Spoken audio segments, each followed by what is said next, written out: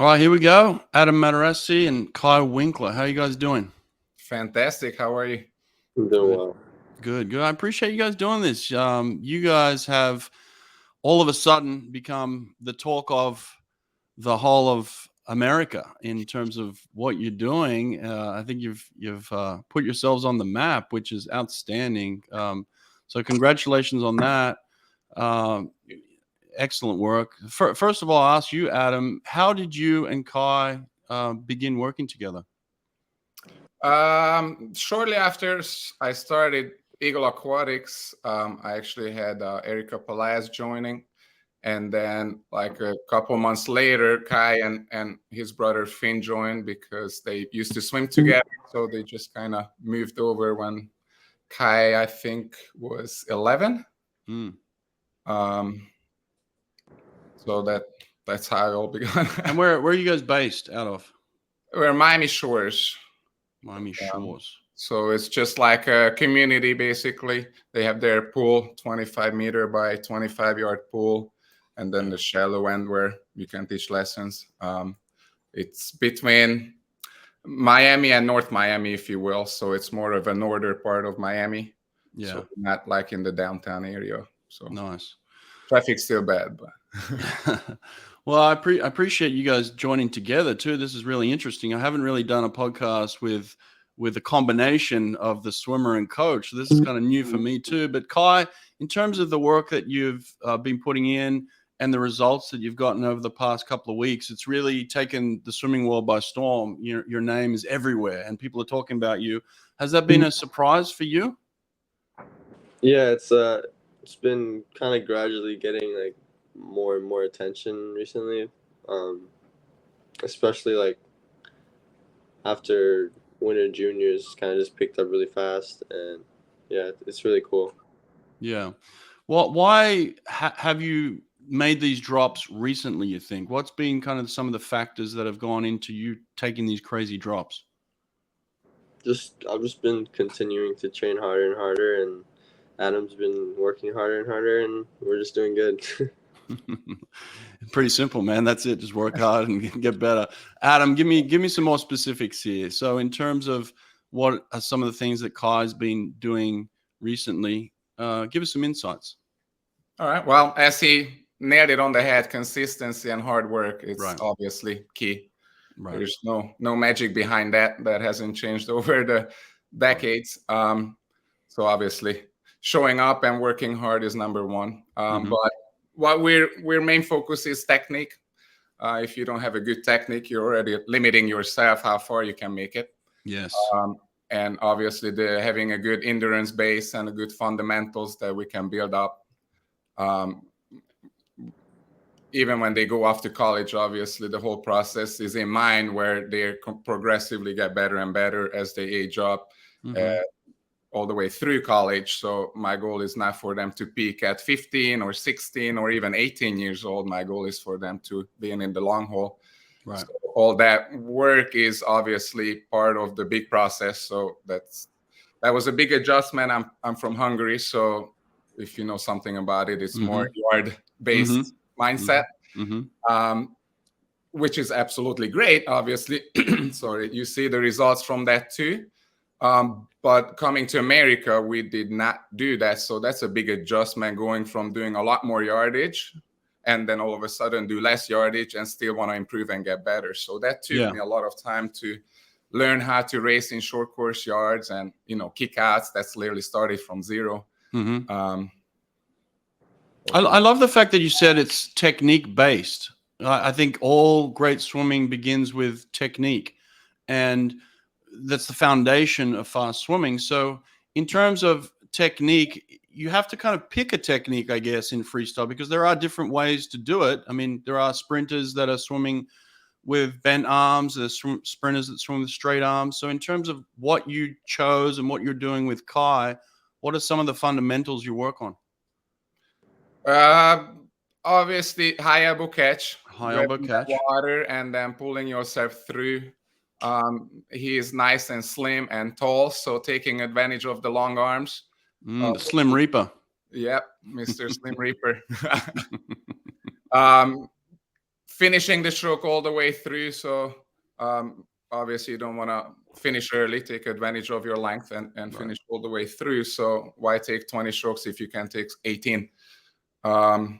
So that's really, we clicked in. And I do remember the day when I noticed it really clicked, because we were doing 50 sprints and we're going fast. And then he pushed off and he gave me that, 200 tempo. Like, I guess he missed the part where he's fast, and he came in. I looked at the stopwatch. I'm like, holy cow, never mind.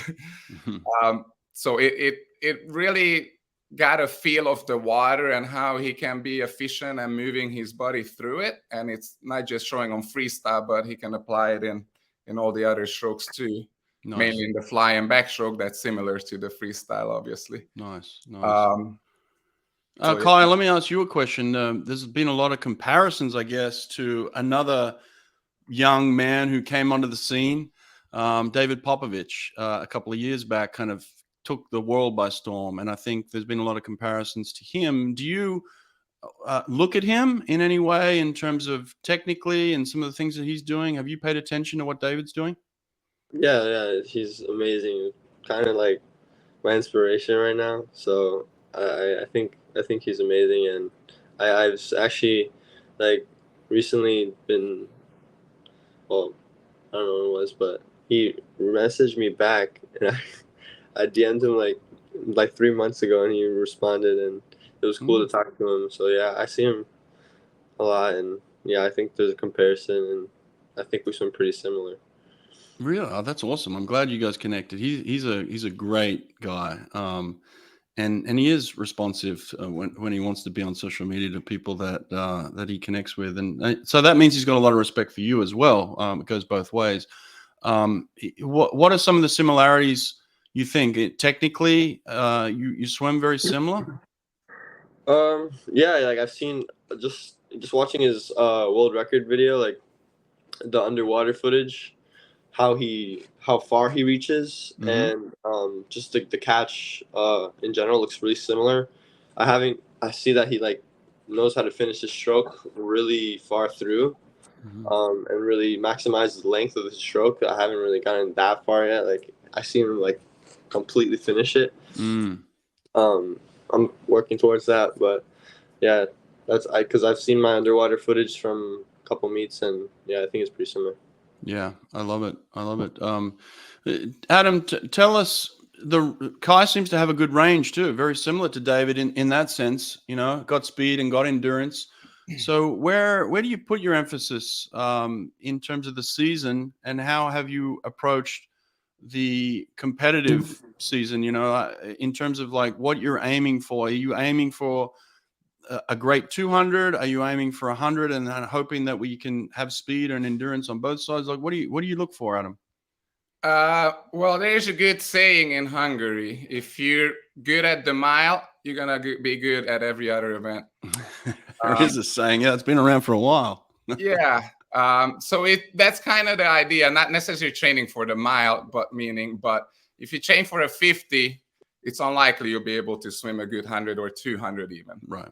Training for a 200 will allow you to also nail that 150 as well. So yeah, definitely not training to be sprinters or for a 50 or 100.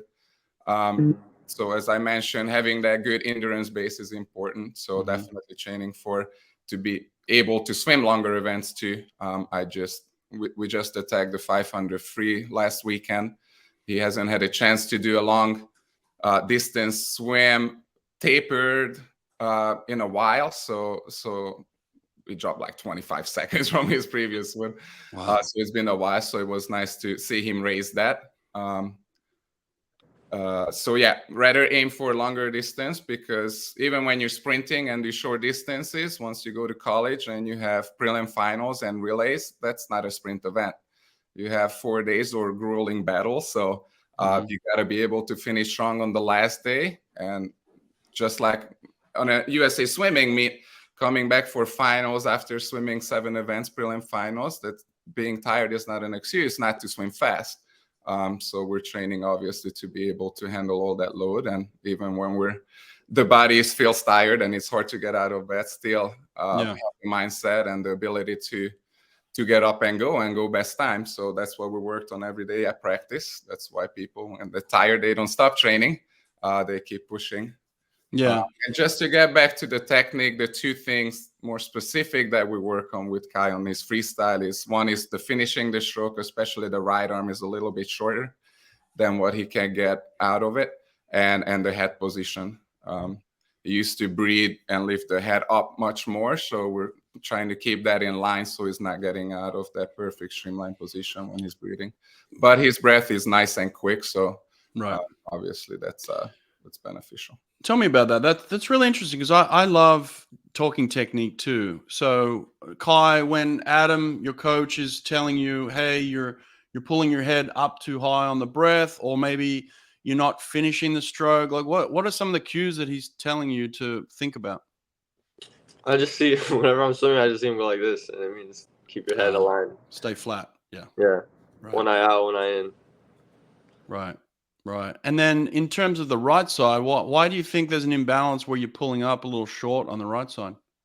Well, I reach with my left, and I kind of do this gallop stroke, and when I gallop, I reach as much as I can, and I think it just naturally gets all the water there, and then the other one is pulling, but I don't know if it pulls as much water, but yeah. He's also breathing to the right side, especially, obviously at practice I don't allow that to do, but at meets he prefers one side over another, so breathing to only the right side, I think, is why it's affecting that stroke a little bit more, and it's not finishing all the way through because of that.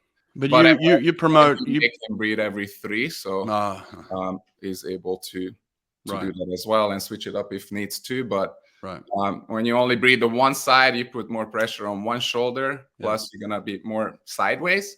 Yeah. And I also don't want him to develop too much of a galloping, because I use the analogy, when you drive on the highway, you can go the same speed the whole way. You're gonna use less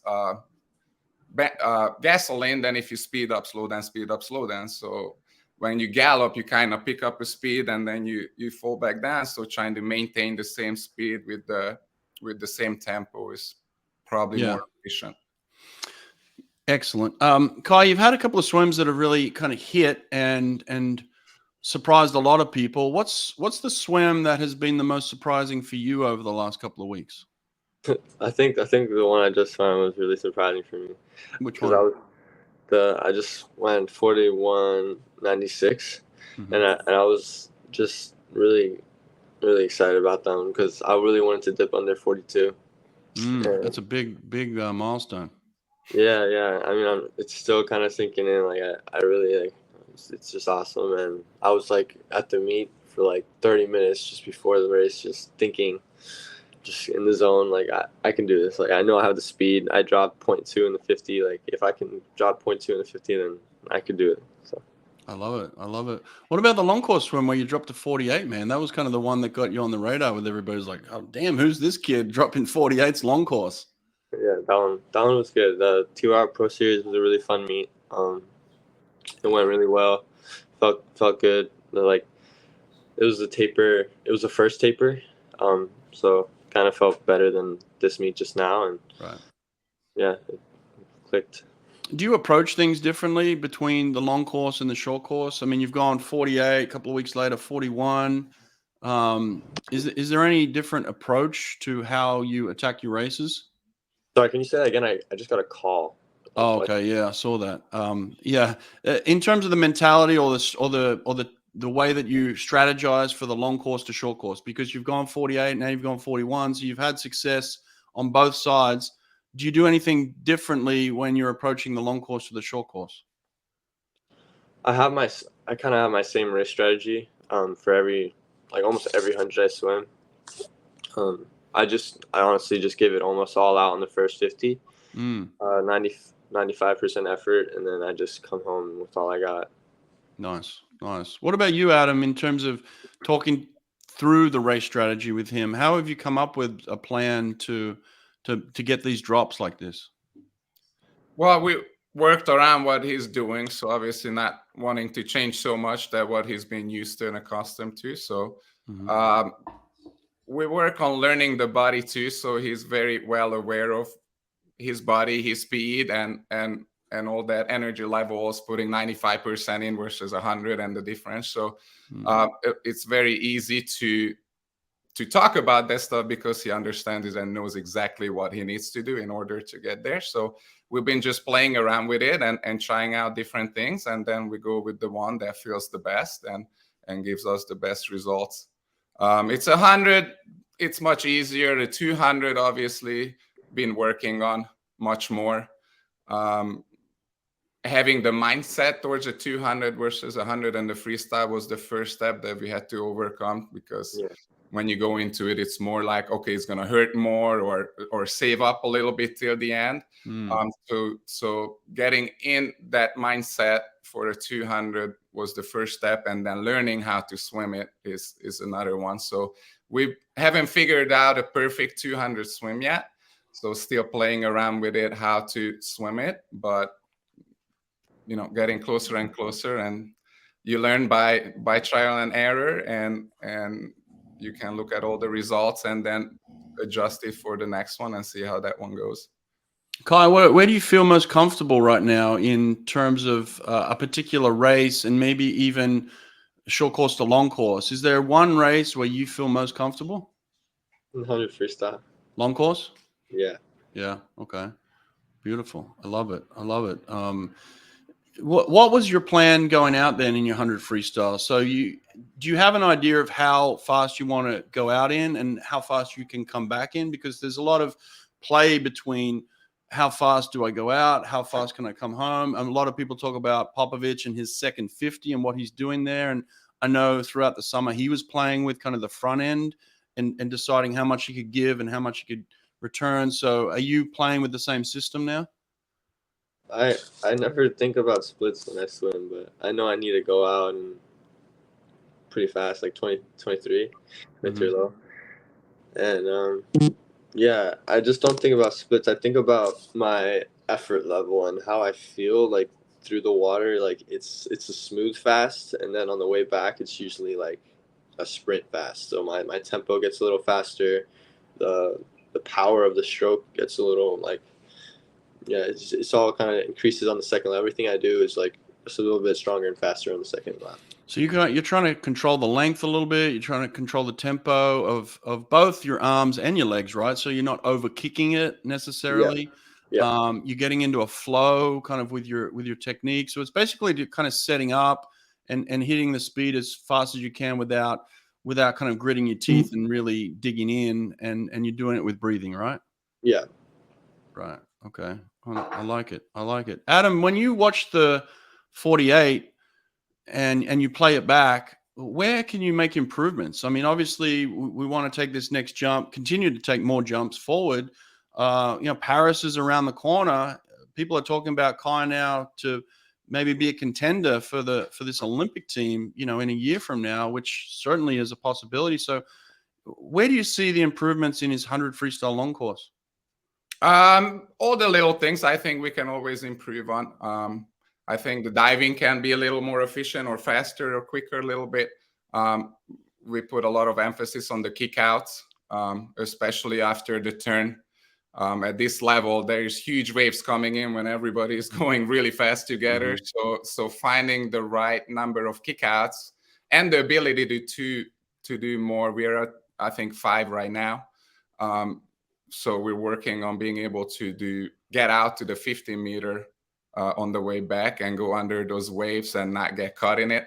Many times he pops up and hits that wave right on the head, which obviously slows him down and throws off the next couple strokes right away. So lose a lot of time on that. So getting stronger with those kickouts underwaters is the main focus that we can definitely improve the most. Yeah, Kaii, you were kind of an unknown, a few months ago. Now everybody knows you, like I said, and they're starting to talk about you. So you're also going to be a target for other people, and you've raced now kind of some of these open level swimmers, professional athletes now. So you've stood up next to them and competed against them.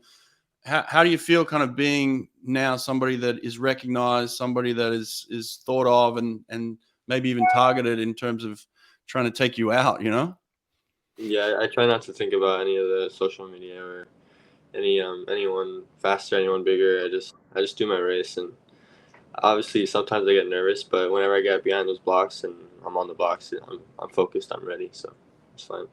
Have you noticed a difference between the level of competition where you're racing maybe some kids that can't hang with you, and then all of a sudden you're standing up next to grown men who can hang with you? Like, what's the difference between the feeling and the mentality?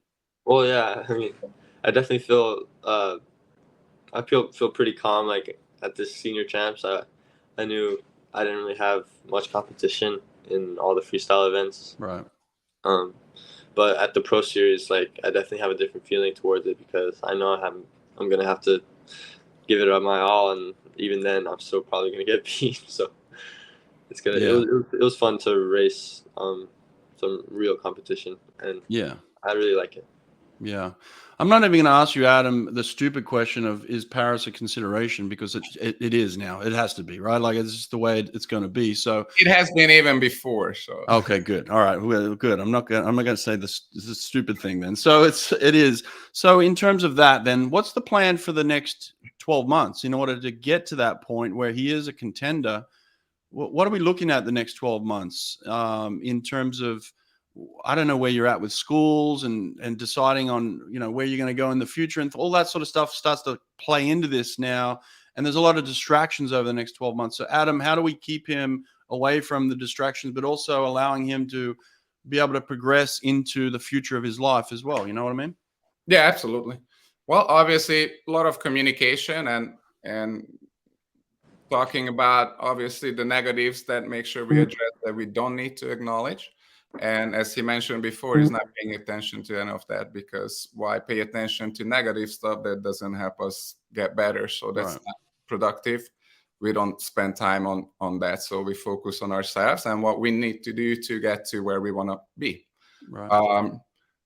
So, what about the school attention then? I mean, there's coaches all over him, right? Like it's like he's the hottest ticket. Everyone wants him to come swim for them, and it's like all of a sudden you've got 100 coaches breathing down your neck, wanting to come watch practice, wanting to tell you how great you are, wanting to come and get you to swim for them. So, Adam, how do you control that?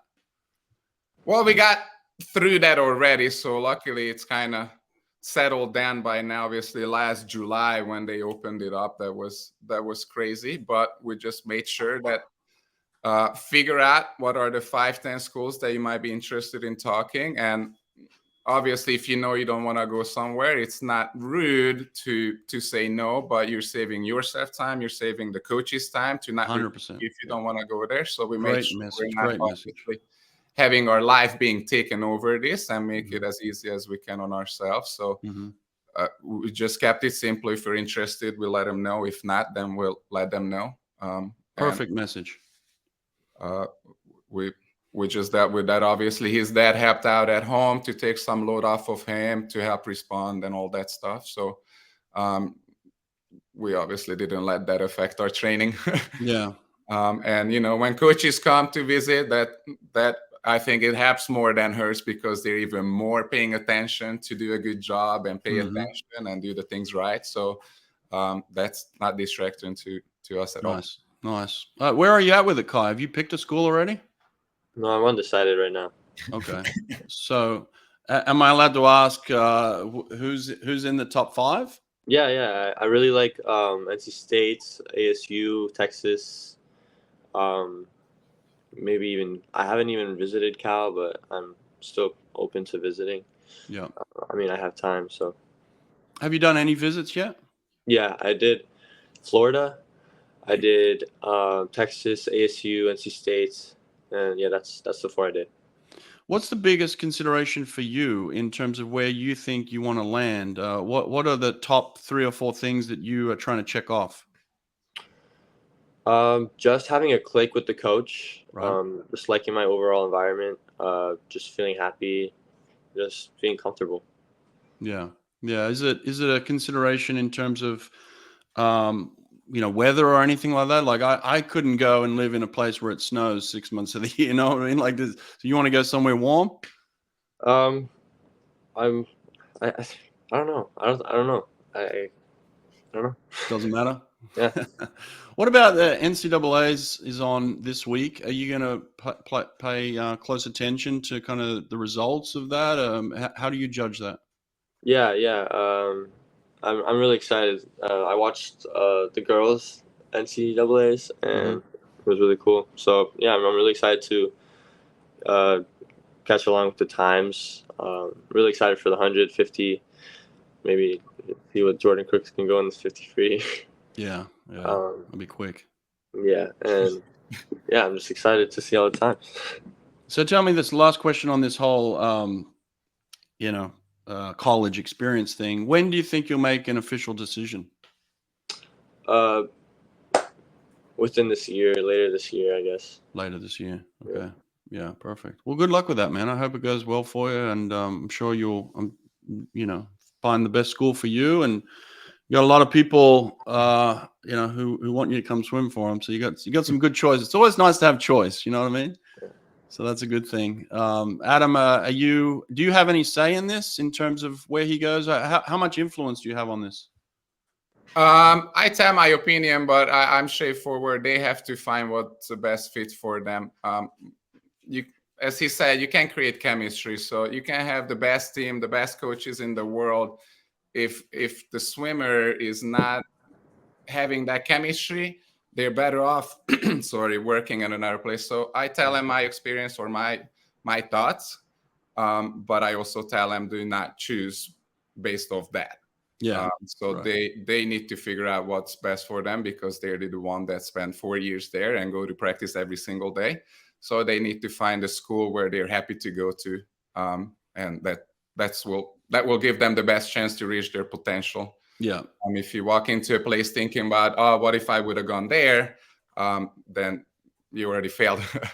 Yeah, you're not going to be able to put the same level of effort into it than if you truly pick something that you're passionate about and excited to go to and happy and like the team and the environment and the coaching staff. So yeah, it's 100% their decision. But if they have any questions, I'm here. I'm more than happy to help them, guide them, and give them my feedback. Kaii, do you know what you want to study in college at all? No.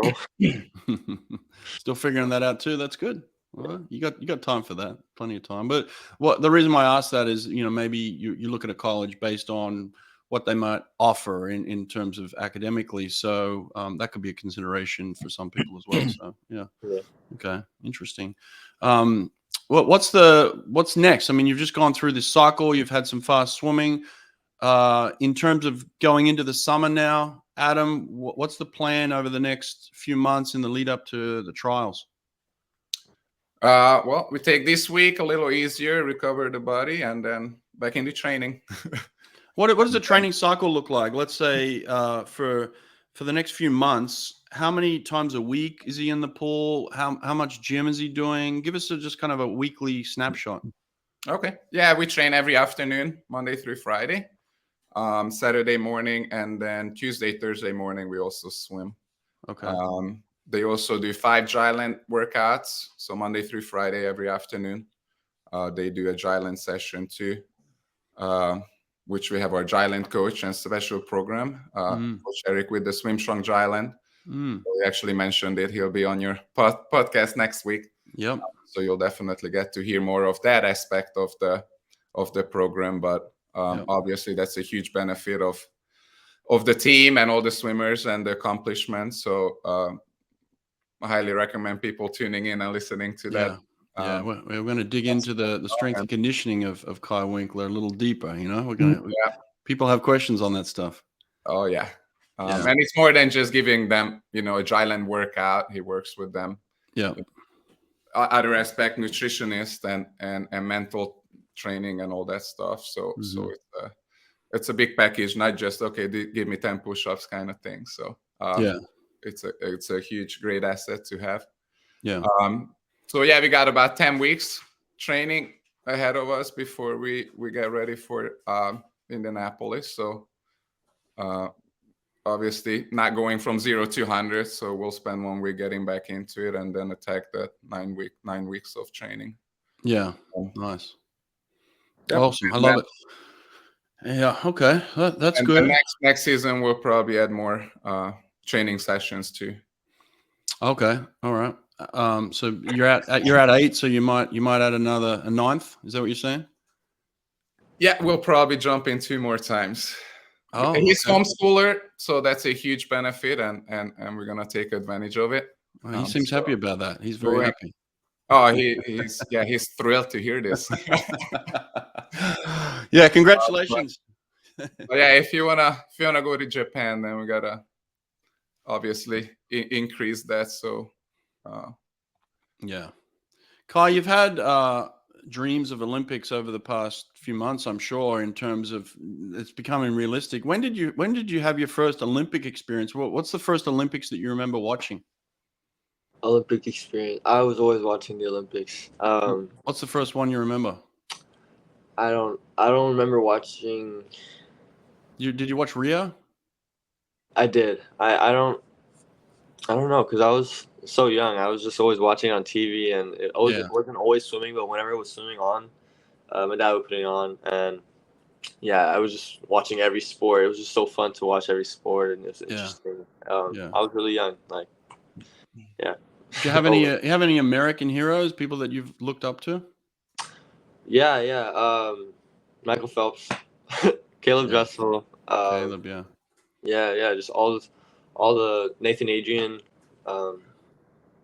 There's multiple. I'm just not naming them all right now. Have you had a chance to race Caleb at all, or meet Caleb? I never raced Caleb. No, I didn't. I didn't race Caleb, but I remember I met. I don't know if I met him like, and said hi. I'm Kai, but I warmed down in this lane, and like it was cool.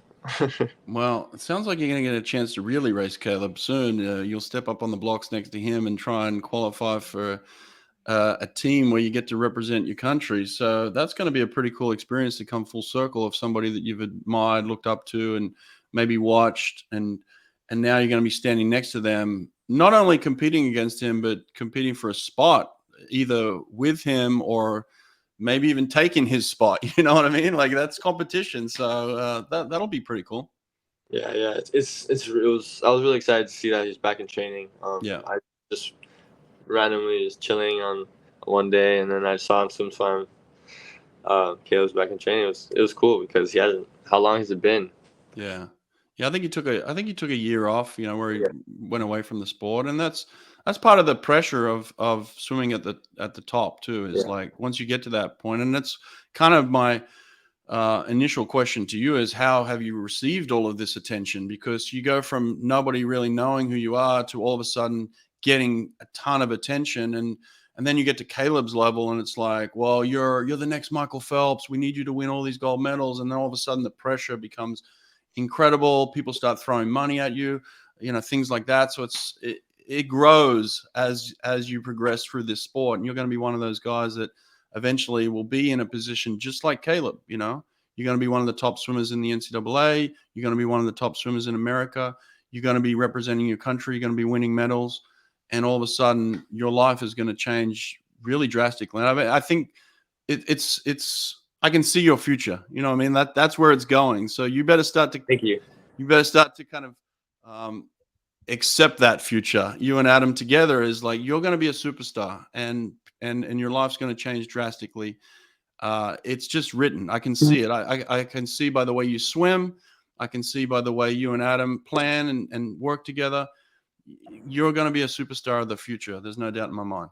Thank you. Thank you. Yeah. Adam, congrats, man. You got yourself a real good one here. I think everybody can see the talent. Everyone can see the potential. But what we don't see is the work that he puts in, and you can see that. So you must be really proud of him. Oh, super proud. Yeah. It's obviously an honor and a pleasure to be a part of it and witness it and see him grow, not just in the water, but outside of the water. So yeah, definitely makes it worthwhile. And that's what gets you up in the morning. So it's super exciting, and definitely proud of him. And as you said, he's going to be a superstar. So I'm excited to watch him keep growing and getting better and taking over the world. Yeah. Listen, you're paying attention to the right people. Caleb's a good person to look up to. David Popovici is a fantastic young man to pay attention to and follow his career and the way he thinks and the way his coach works together.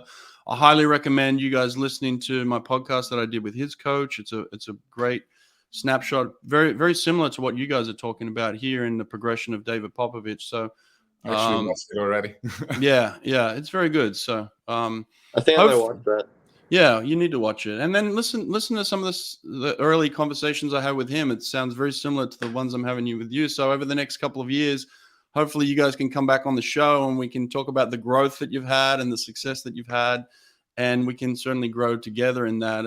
I want you to look back on this little interview here and 5 years from now and be like, oh, look where I came from. Look how young I was. Look how inexperienced I was. And now look where I am. So look how much hair I still had. Yeah, exactly. I know all about that. Don't worry. I'm getting close to it. Listen, Kai, exciting, man. I didn't know anything about you a couple of months ago. I've started to dig into you and who you are and what you're doing. Adam, you're doing fantastic work. Congratulations, man. Keep it up. And I'm just excited to watch you guys progress over the next 12 months. And I certainly want you to be on that Olympic team, okay? Thank you. Yeah, I'll do it. Good. Awesome. All right. Thanks, guys. I appreciate you taking the time. Thank you so much. Appreciate it. All right. Ciao.